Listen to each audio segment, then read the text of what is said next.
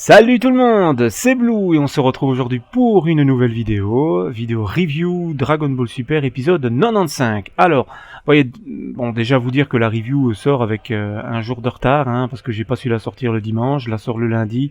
Ça risque d'arriver encore, voilà, parfois je suis dans l'incapacité de la sortir le jour même. Donc voilà, je la sors avec un petit peu de retard, mais je la sors quand même. Je vais vous donner mon avis sur cet épisode.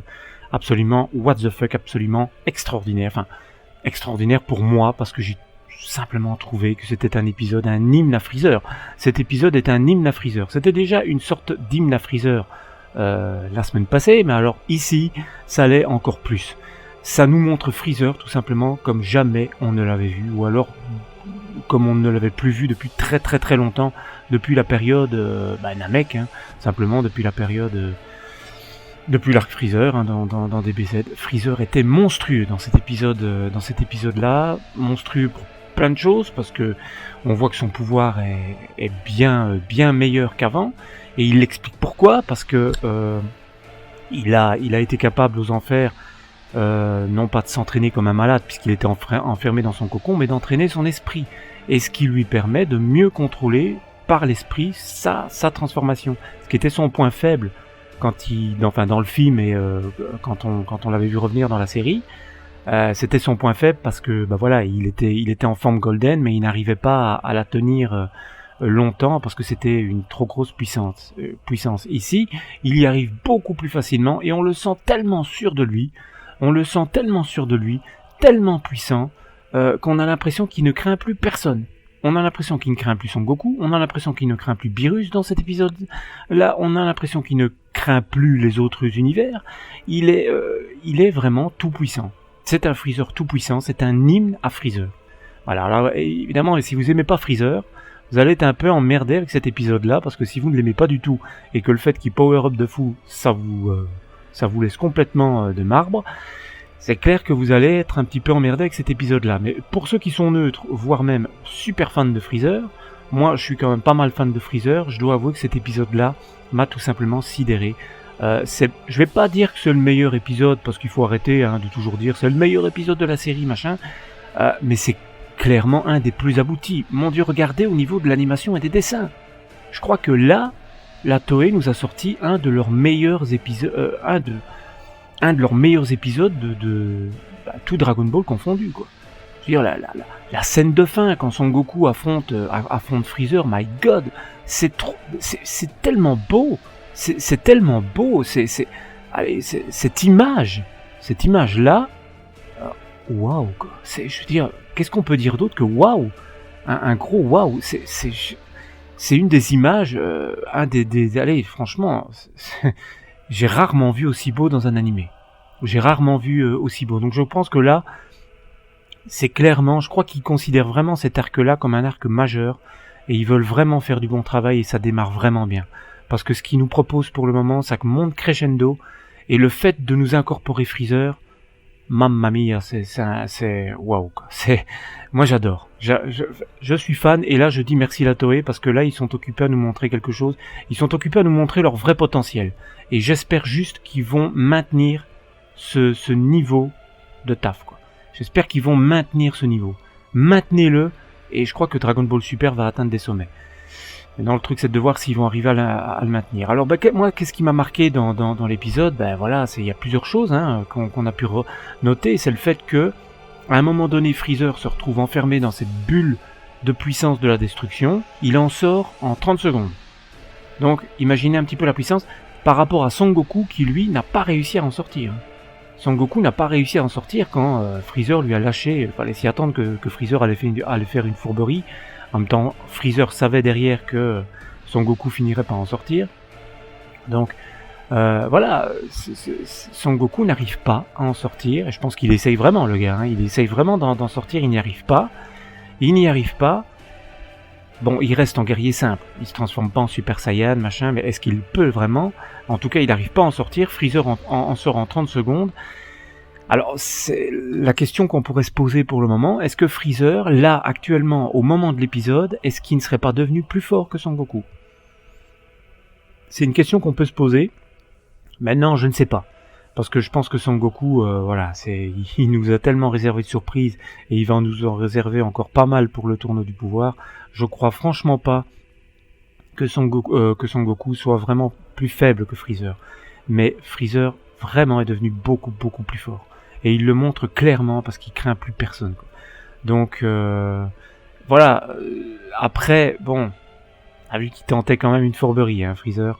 Il tentait quand même une fourberie. Alors bon, les éléments qu'on avait vus les semaines passées, les 2 dernières semaines, comme quoi, ou la semaine passée, je sais plus. Oui, c'était la semaine passée surtout, mais je sais plus si on en avait parlé il y a 2 semaines. Enfin bref, l'élément comme quoi Freezer allait trahir l'univers 7, bah c'était faux. Enfin, il en a envie, hein.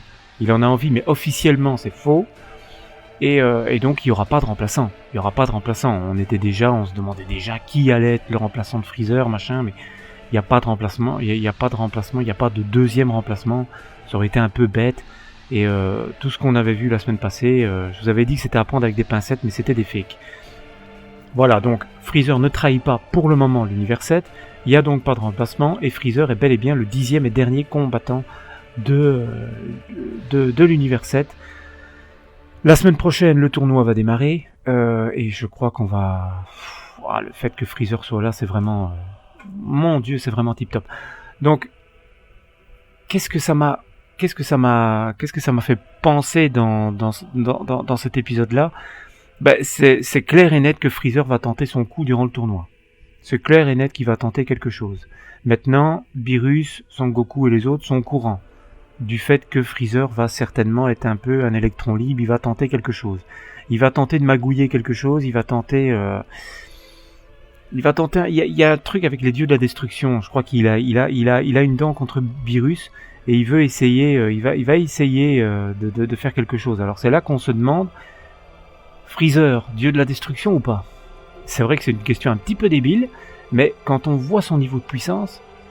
Bon, à la fin, vous allez me dire, Beerus apparaît, il a pas l'air du tout impressionné par Freezer, il remet les choses au point, il libère Son Goku facilement, voilà.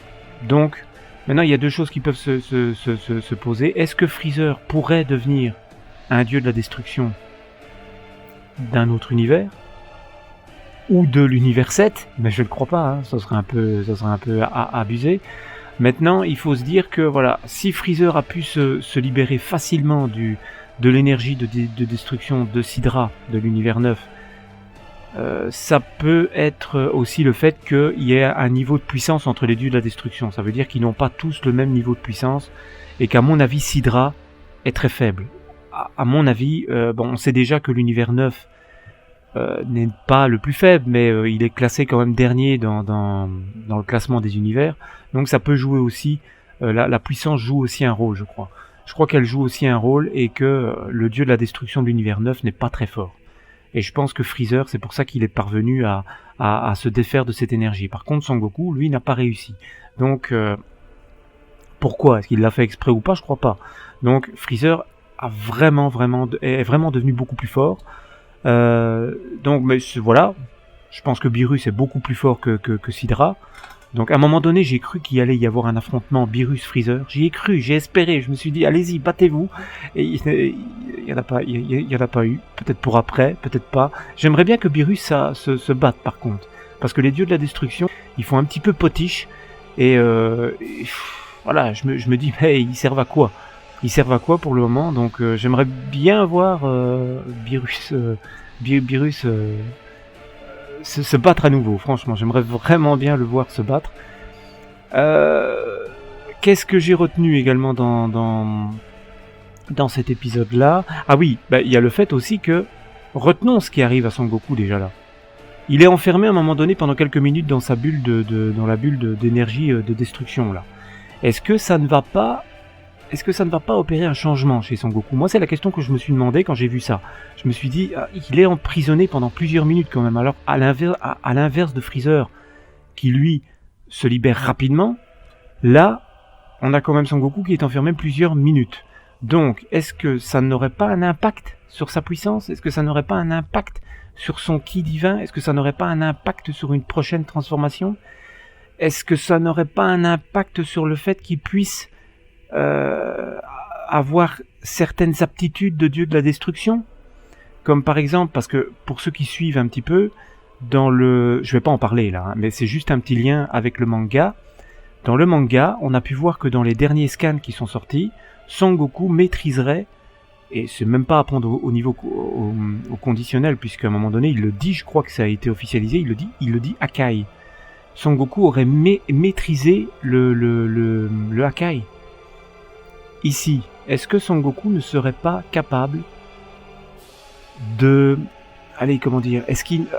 en étant enfermé dans cette bulle d'énergie de destruction, est-ce que, durant le tournoi, est-ce qu'il ne sera pas capable d'effectuer certaines attaques de dieu de la destruction?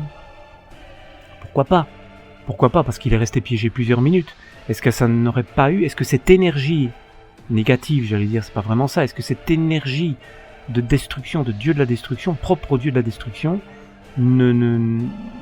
n'aurait pas opéré un changement chez lui? C'est peut-être une connerie, hein, c'est peut-être n'importe quoi, j'ai peut-être totalement tort, mais je me suis dit, ouais, pourquoi pas. Attendons de voir, on a vu que dans l'opening, Son Goku, je sais pas, il y a une espèce de transformation bizarre, et est-ce que ça n'aurait pas un lien avec ça? Je sais pas, mais comme dans le manga, Son Goku semble maîtriser le Hakai, est-ce que ça sera pas pareil dans l'animé? Et est-ce que le fait qu'il puisse maîtriser un jour le Hakai ne soit pas lié avec cet emprisonnement dans la boule d'énergie de destruction? Je sais pas franchement, mais moi je vous balance pas. Comme d'habitude, moi quand je fais la review, je regarde l'épisode et je vous balance la review directement. J'ai pas su le faire dimanche, donc je l'ai regardé ici lundi et je fais la review directement. Donc je vous donne mon avis à chaud. Je le fais souvent comme ça, et voilà, c'est ma manière d'opérer. Je vous donne mon avis à chaud. Peut-être que je devrais réfléchir un petit peu avant de faire la review, mais je crois que c'est une idée qui n'est pas totalement ridicule et qui pourrait être utilisée pour la suite du tournoi. Voilà, en tout cas, moi j'ai trouvé que cet épisode-là était un hymne à Freezer. Moi c'est comme ça que je l'ai vu, un hymne à Freezer. On peut pas le voir autrement. Je crois que les gars de chez la Toei, que ce soit Toriyama ou les scénaristes de la Toei, peu importe, mais je crois qu'ils vouent un amour, un culte à ce personnage. Ils lui vouent un culte. Je vais y arriver. C'est pas possible, ce personnage, il est vraiment dans leur cœur, quoi. Mais en même temps, je trouve que c'est totalement sensé parce que ce soit dans le film La Résurrection de F qui était bon, hein, je vais pas dire il était bon, mais c'est surtout sa réapparition dans la série qui avait été plutôt bâclée. Hein. Je crois que là, vraiment, vous avez vraiment montré un passage retour de Freezer bâclé. Et là, ici, le fait de le remontrer, c'est peut-être un signal envers les fans de nous montrer, de nous dire, voilà, on remet Freezer, ça vous plaît pas vraiment, vous avez l'impression que c'est du réchauffé, mais attendez, vous allez voir le vrai Freezer. Vous allez voir un Freezer transcendé, vous allez voir un Freezer totalement différent, vous allez voir un Freezer beaucoup plus puissant que celui qu'on a pu voir avant. Voilà. Donc je n'ai jamais vu Freezer aussi fort que dans cet épisode. Je ne l'ai jamais vu aussi sûr de lui. Enfin, il a toujours été sûr de lui. Hein, voilà. Il a toujours été sûr de lui, mais là quand même, quoi. Je veux dire, voilà. À mon avis, il a eu une maîtrise mentale telle qu'il est capable de maîtriser sa pleine puissance. Et je pense que durant le tournoi, ça va être un déchaînement, ça va être dingue, et il va se passer quelque chose avec Freezer. Je pense que Freezer va être une des pièces centrales. Il va en tout cas être, à mon avis, l'élément qui va essayer de foutre la merde, de déclencher quelque chose, et il est possible qu'il y ait des fourberies qui se trament derrière, avec les dieux. Parce que n'oubliez pas que les dieux de la destruction ne joueront pas, ne combattront pas. Donc il y aura quelque chose avec ça. Peut-être que Freezer va tenter un truc, il va se mettre en retrait à un moment donné. Il va y avoir un truc, mais moi quand je vois Freezer comme ça, je me dis putain, qu'est-ce que ce serait cool si on avait un Freezer dieu de la destruction. Ça n'arrivera pas, je crois, mais ce serait génial. Parce qu'un dieu de la destruction comme lui, ça ce serait un truc, mais foutrement bien. Parce que jusqu'à présent, je suis assez déçu des dieux de la destruction. Je vais plutôt dire de leur design, enfin de leur apparence. Je suis plutôt déçu, excepté quelques-uns. Je suis plutôt déçu maintenant. Après, pour avoir un avis vraiment objectif et vraiment complet, il faudrait les voir se battre, il faudrait voir de quoi ils sont capables, quoi. Mais je suis plutôt déçu, donc moi je me dis, avoir un dieu de la destruction comme Freezer, ce serait top, quoi. Ce serait vraiment, vraiment top. Donc voilà. Qu'est-ce qu'on peut dire encore? Voilà, donc la semaine prochaine, apparemment, c'est le début officiel du tournoi. Épisode 96, ce serait le début officiel. Enfin, peut-être pas le début des hostilités, peut-être pas le début des combats, mais ce sera le début. Enfin, ils vont tous se rendre au tournoi, donc on va avoir, on verra bien, on va voir un petit peu Jiren déjà. On va le voir pour la première fois. On va le voir dans le prochain épisode, donc voilà. Je pense que j'ai rien oublié pour cette review là. La vidéo elle fait déjà combien là? Elle fait déjà passer 15 minutes, je vais m'arrêter là pour pas faire trop long. Si j'ai oublié quelque chose, si j'ai oublié des éléments importants dans les commentaires, dites-le moi, je vous dirai ce que j'en pense. Et on en parle hein, comme d'habitude. Et voilà, moi j'ai hâte. J'ai vraiment hâte. J'ai adoré cet épisode. J'ai vraiment aimé. Et je commence à aimer Freezer, mais alors vraiment, mais vraiment follement, parce que c'est vraiment un perso que j'aimais déjà beaucoup avant, mais que j'adore encore plus maintenant. Franchement, cet épisode hymne à Freezer, génial. Voilà, donc dans les commentaires, dites-moi ce que vous en avez pensé. Et ben voilà, moi je vous retrouve pour une prochaine vidéo, et en tout cas pour la prochaine review de l'épisode 96, le début du tournoi du pouvoir. Salut tout le monde!